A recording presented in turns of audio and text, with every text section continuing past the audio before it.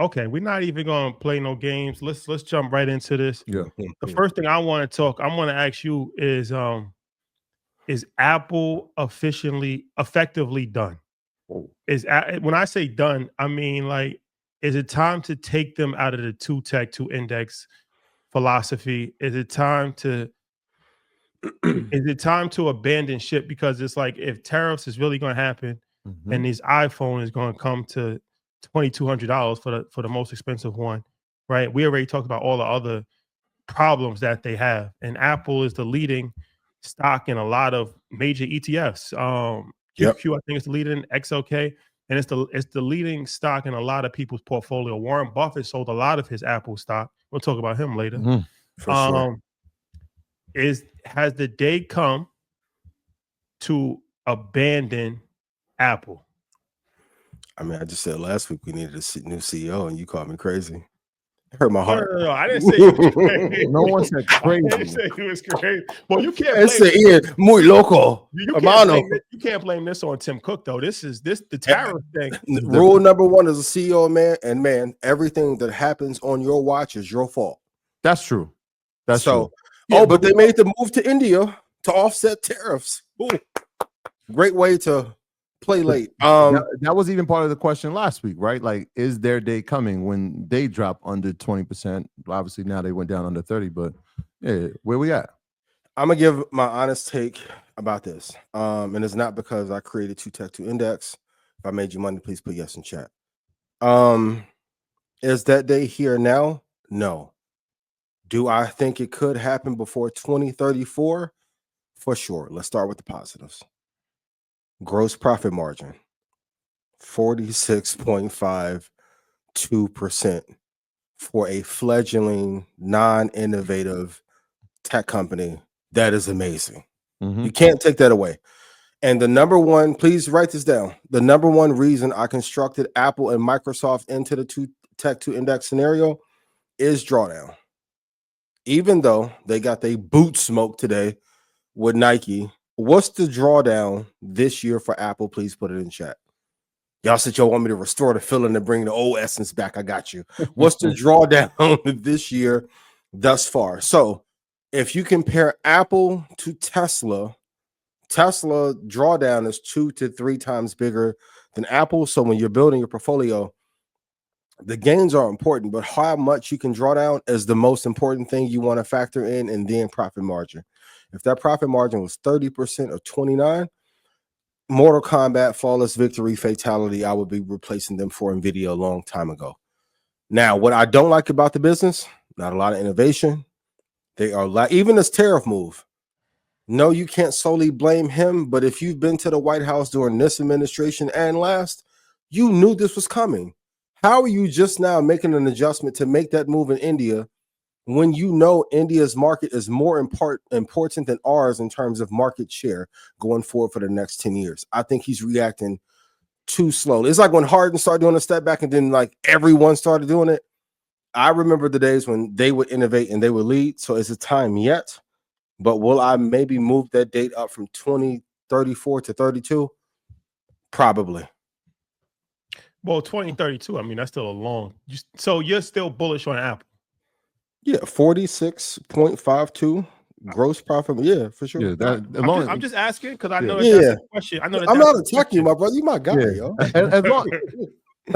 As long as those statistics stay the way they are, obviously it makes a lot of sense. Yeah. I think the question for the people, a lot of people who are watching now, is this the bottom for Apple, right? This is 27% down as of today. There still might be some room to fall here, right? When we're talking about tariffs, we saw, I mean, we were just sitting, just watching our phones. Now the China retaliatory tariff came through at 34%. Yep. We come back now, we had another 50%. We're at 104% tariff. We know China, like 104% is crazy. What? China accounts for 80% of Apple's production capacity. What that does to the business. I know we spoke about India. It's so interesting. When we talked about India and we talked about the declining sales of the iPhone inside of China, we said maybe it's not a product, it's a new region.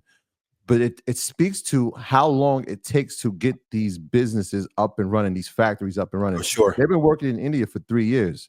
right? They're saying potentially, right, if they expedite this, the manufacturing in India, it could account to 15% of production. And that's after almost 4 years, 4 years of trying to building. get the infrastructure together. It can increase it from, I think now where it's at like maybe 7 to 8% to up to 15%, which is a large jump, but it took 4 years to do that, right? If you're talking about tariffs that are happening now, there's not going to be another 4 years that they can sustain this. And so something has to happen, right? Like they gotta figure something out here, or like a new CEO. Well, I don't even know if a new CEO changes this, right? Because the CEO of the country, the way he's moving, it's really tough to predict, right? You have I have a question for you. When you guys plan InvestFest, do you start 3 months before or the day after InvestFest is over? The most important thing for a leader is contingency. My first thought every day is what combination of factors could put me out of business. They got too comfortable with, and I said this in Stock Club, I'll say it here, geopolitical risk first, then fundamentals, then technicals. You can't RSI your way out of this. So I think Apple got too comfortable. And the thing is, okay, we went to GTC. When's the last time we've heard any significant news come out of Developer Day at Apple? In terms of product or in terms of software? Anything. Yeah. I mean, it's the typical, the iOS update, the new MacBook, the new iPad. They tried with the Vision Pro. That really didn't work. So the products are lacking, and we've covered the that. Apple Intelligent, if that was a financial product, it would be a Ponzi. Right. I mean, every quarter it seems it's almost getting forgot about in the rollout of announcements, right? Like that was supposed to be part of the phone when it dropped in September.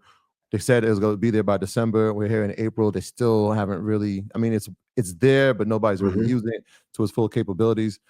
They have their June summits coming up, and so there's a possibility there. I hope so. I don't know. Apple load the boat 151.47. Apple load the boat 151. Okay. All right. All right. You heard it there. That's lower than the 52-week low. For sure. That's low. That's pretty low. But you gotta like Apple at this price, though. At least on a dollar cost average. You got if you're looking 2 years out, but if I was starting a portfolio from scratch, would I put them there first over Nvidia? Absolutely not. Absolutely not. But you would add them to the portfolio. Yeah, they're probably 6th, 7th, 8th man. You're So okay. So for my personal, I'm just personally curious.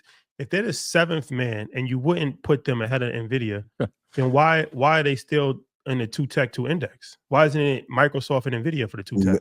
Minimum of draw. What's Nvidia's drawdown? So the minimum, the risk reward ratio. Reward ratio, especially you being a that makes sense. Approach being conservative. The number one thing you have to factor in business is how far can this thing drop, and can you withstand the pain? A lot of you traders right now are getting destroyed, thinking that every trade that you could. I know people who were short in the market who got whipped out to the upside because the stop was too tight, and then it dropped to where it was supposed to go. The first thing I'm always factoring in is how much risk will this investment buy me? If I can mitigate that, keep that within, even in the worst case scenario, if we have full out contagion, Apple and Microsoft together may draw down 42% on average. This including the Steve Jobs years. If Apple goes to 42, Tesla's going to be 89%. Yeah, that volatility is it's over with. Like you can't. And all the fundamental analysis you'll go through and all the charts, that's great. When you're down 72%, you're not thinking anything rational. You're going to sell.